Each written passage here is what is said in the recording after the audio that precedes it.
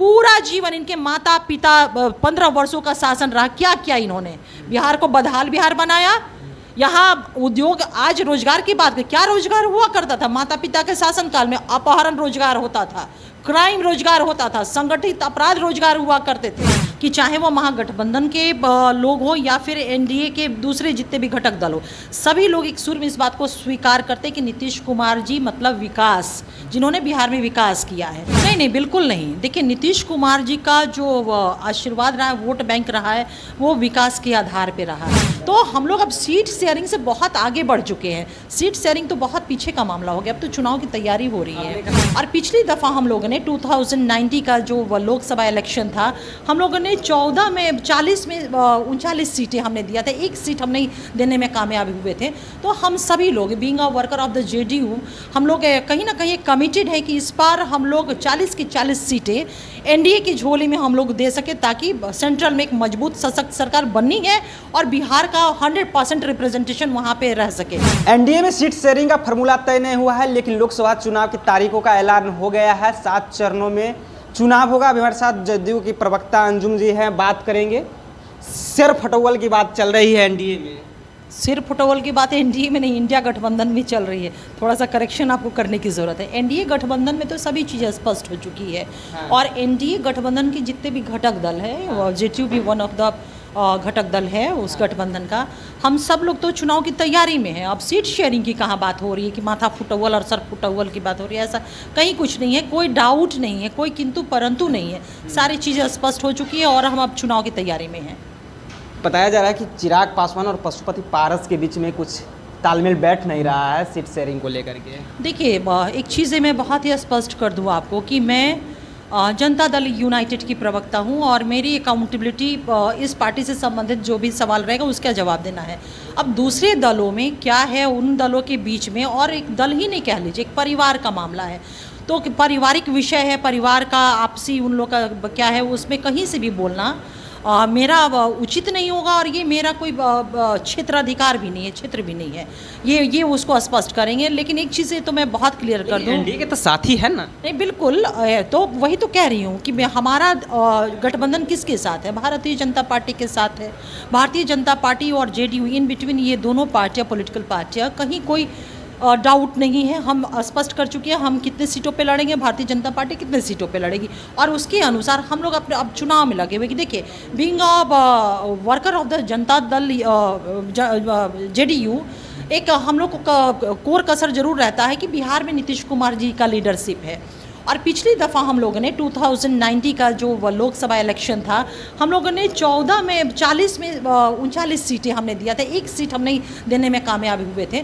तो हम सभी लोग being a worker of the JDU, हम लोग कहीं ना कहीं कमिटेड है कि इस बार हम लोग 40 की 40 सीटें एनडीए की झोली में हम लोग दे सके, ताकि सेंट्रल में एक मजबूत सशक्त सरकार बननी है और बिहार का 100% रिप्रेजेंटेशन वहाँ पे रह सके। तो हम लोग अब सीट शेयरिंग से बहुत आगे बढ़ चुके हैं। सीट शेयरिंग तो बहुत पीछे का मामला हो गया, अब तो चुनाव की तैयारी हो रही है। आपने कहा कि पिछले बार हम लोग 39 सीट 40 में 39 जीत पाए, लेकिन बीच में आप लोग महागठबंधन के साथ गए। उस समय इंडिया अलायंस बनाया, नीतीश जी नेतृत्व कर रहे थे, एक छत के नीचे सभी को लाए थे। उसके बाद नहीं लगता कि एनडीए में आए हैं तो कुछ वोट बैंक कमेगा? नहीं नहीं, बिल्कुल नहीं। देखिए, नीतीश कुमार जी का जो आशीर्वाद रहा है, वोट बैंक रहा है, वो विकास के आधार पे रहा है। बिहार को बदहाल बिहार से विकासशील उन्होंने बिहार बनाया। और एक चीज़ मैं आपको और बता दूं, इस चीज़ से आप भी इत्तेफाक रखेंगे कि चाहे वो महागठबंधन के लोग हो या फिर एनडीए के दूसरे जितने भी घटक दल हो, सभी लोग एक सुर में इस बात को स्वीकार करते कि नीतीश कुमार जी मतलब विकास, जिन्होंने बिहार में विकास किया है। बहुत सारे ऐसे डेवलपमेंट हुए, बहुत सारे ऐसे कार्यक्रम योजनाएं चली जो पूरे देश में केंद्र ने, दूसरे राज्यों ने भी उसका अनुसरण किया। तो विकास के आधार पर माननीय मुख्यमंत्री नीतीश कुमार जी को बिहार की जनता उन्हें अपना फुल मैंडेट देती रही है अपने मुस्तकबिल के लिए, बिहार के मुस्तकबिल के लिए। तो हमारा जो आधार है, वोट का आधार है, वो कोई जातीय, धार्मिक और ये सारी चीज़ें नहीं, वो विकास है हमारा पैमाना। और जब विकास हो रहा है तो वोट बैंक कम होने की कहाँ से प्रश्न होता है? ये वोट का परसेंटेज में तो और इजाफा ही होना है ना, और हो भी रहा है।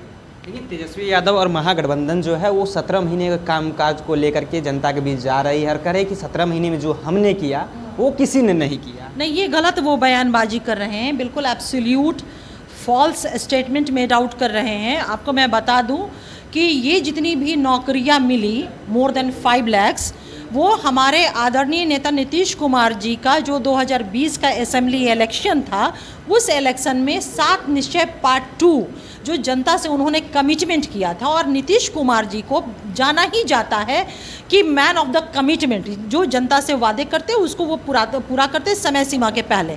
इसके बहुत बड़े उदाहरण ये हैं कि 2015 में जो हमारा 7 निश्चय था, उसमें 7 जो हमारा कमिटमेंट था जनता से, उसको उन्होंने पूरा किया। जैसे विमेन एम्पावरमेंट था, उसमें महिला सशक्तिकरण था, हर घर बिजली लगातार था, समय सीमा से पहले दिया, हर खेत को पानी, जो गली नली योजना थी, नल जल योजना था। तो हम सभी जानते हैं कि ये ऐसी योजना थी जिसको हमारे नेता नीतीश कुमार जी ने 15 के असेंबली में वादा किया था और समय सीमा से पहले पूरा किया। 2020 के असेंबली में उन्होंने 7 निश्चय पार्ट 2 का वादा किया, और पहला जो कमिटमेंट था बिहार की जनता से, वो ये था युवा शक्ति बिहार की प्रगति। और मैं आपको बता दूं कि 2021 में 6/4/2021, अगर आप कहेंगे तो वो मैं लेटर भी आपको मुहैया अभी तुरंत करा दूंगी, 6/4/2021 को सीएम सेक्रेटेरिएट से एक आदेश निकलता है, जिसमें स्पष्ट शब्दों में उस लेटर में ये लिखा हुआ है कि 7 निश्चय पार्ट 2 का पहला निश्चय युवा शक्ति बिहार की प्रगति के तहत जो कार्य योजनाओं का आदेश था, 9वां जो कार्य योजना है, उसमें स्पष्ट शब्दों में लिखा हुआ है कि 20 लाख बिहारी युवक और युवतियों को रोजगार और नौकरी देने का जिम्मा किसको दिया गया? श्रम संसाधन विभाग को गैर सरकारी क्षेत्र में, और सरकारी क्षेत्र में सामान्य प्रशासन विभाग बिहार सरकार को दिया गया। अब मुझे ये बताएं कि हमारा अलायंस महागठबंधन में कब होता है? अगस्त 2022 में। ये पत्र, ये कार्यादेश कब निकलते हैं? 6/4/2021 को। तो अब ये बताइए आपकी ये सबसे बड़ा प्रमाण है आदरणीय तेजस्वी यादव जो लीडर अपोजिशन हैं, वो जो स्टेटमेंट मेड आउट कर रहे हैं, इससे बड़ा झूठ और छल क्या हो सकता है बिहार के युवा और युवतियों से? और किया क्या है इन्होंने तो पूरा जीवन इनके माता पिता 15 वर्षों का शासन रहा, क्या किया इन्होंने? बिहार को बदहाल बिहार बनाया। यहाँ उद्योग, आज रोजगार की बात करें, क्या रोजगार हुआ करता था? माता पिता के शासनकाल में अपहरण रोजगार होता था, क्राइम रोजगार होता था, संगठित अपराध रोजगार हुआ करते थे, ये रोजगार हुआ करता था। अरे रोजगार की परिभाषा तो नीतीश कुमार जी ने सेट किया है इस बिहार में, या कह दीजिए इस देश में। उन्होंने जिस तरह से नौकरी तो कर रहे हैं कि रोजगार का मतलब तेजस्वी यादव, बोलना है ना, रोजगार मतलब सिर्फ और सिर्फ नीतीश कुमार।